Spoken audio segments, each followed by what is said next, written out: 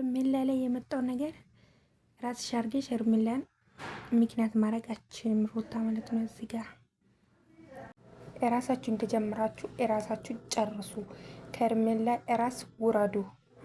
ሩታም ኤፍሬምም ማለት ነው።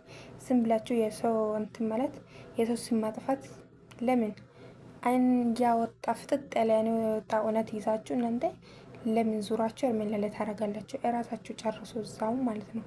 ራሳችሁ እንደጀምራችሁ የራሳችሁ ጨርሱ ማለት ነው የሚፈልገው።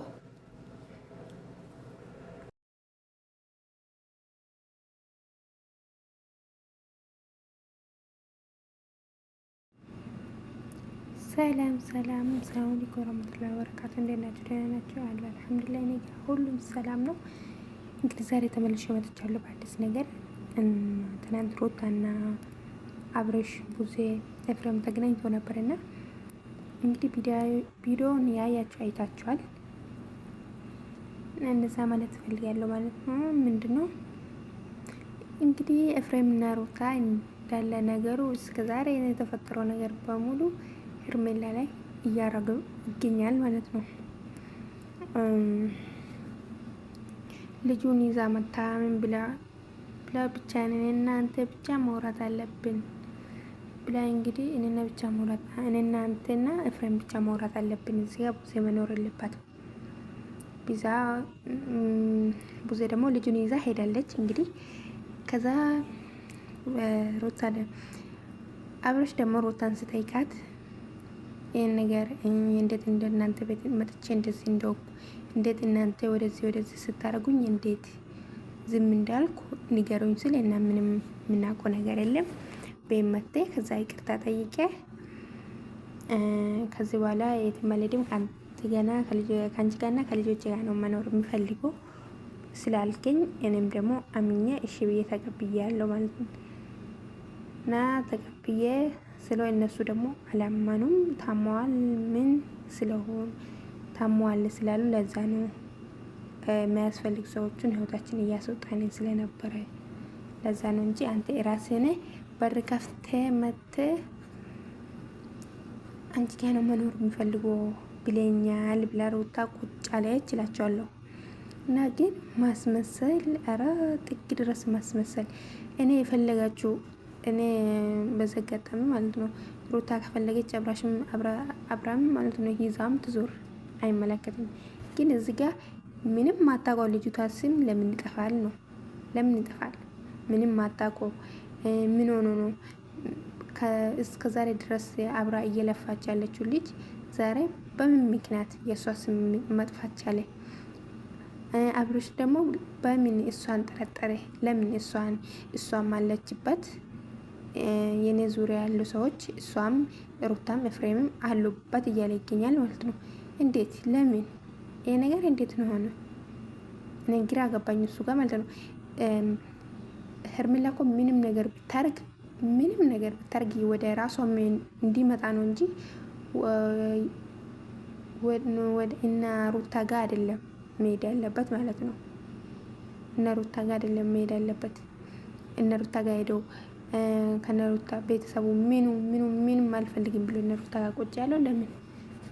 ሄርሜላ የሆነ ነገር ስላደረገች በጣም የሆነ አንዳንዴ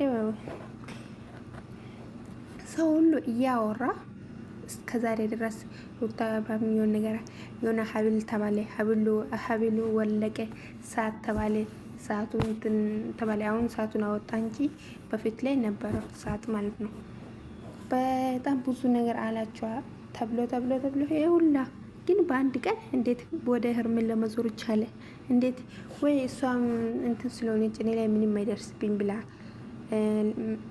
ሕክምናም ቦታም መዝናኛም ቦታም ይዛው ስለሄደች ብቻ ነው ይሄ ነገር የእሷ ላይ የመጣ ማለት ነው።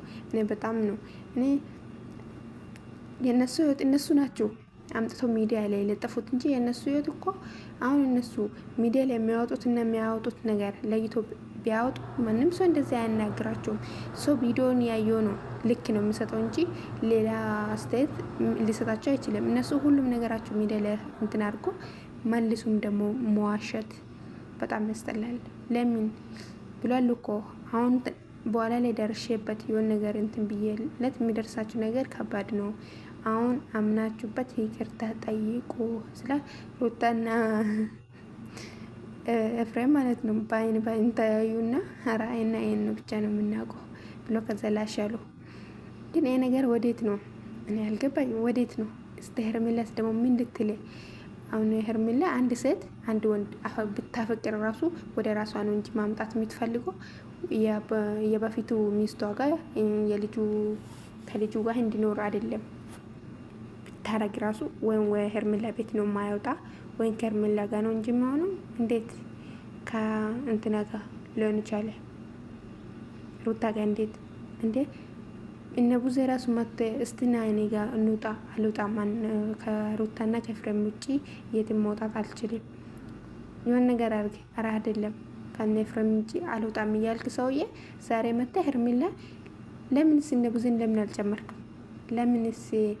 ያው እንግዲህ ዛኔ ታሟል እያሉት ያለው ቡዜም